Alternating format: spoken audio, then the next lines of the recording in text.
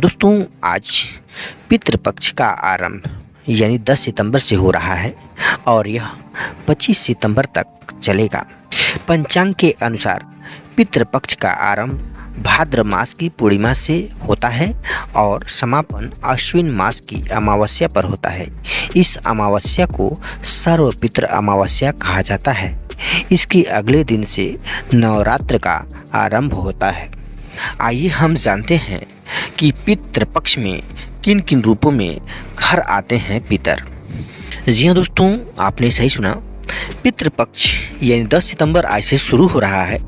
इस दौरान पूर्वजों को याद कर अनुष्ठान, तर्पण और दान का विशेष महत्व है। पितृलोक चंद्रमा के ऊर्ध्व भाग में माना जाता है।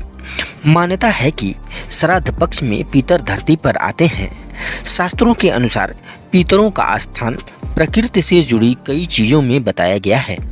पितृपक्ष में मनुष्य से लेकर पक्षी तक कई रूपों में पितर आपके द्वार पर आ सकते हैं। हम उन्हें पहचान नहीं पाते। आइए जानते हैं पितृपक्ष में पितर किन किन रूपों में आपके घर आते हैं।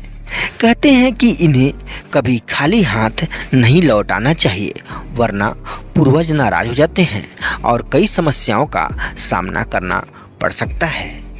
पितृपक्ष में घर आए कौवे को कभी भगाए नहीं, कौवे को भोजन दें। ऐसा नहीं करने पर पितरों की नाराजगी झेलनी पड़ सकती है। धार्मिक मान्यताओं के अनुसार श्राद्ध पक्ष में 15 दिन तक कौवे के द्वारा ही पितर अन्न ग्रहण करते हैं।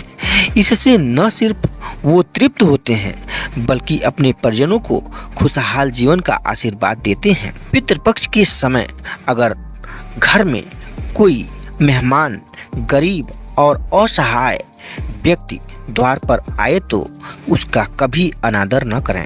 कहते हैं पितर किसी भी रूप में आ सकते हैं, इसलिए इनके लिए भोजन की व्यवस्था करें।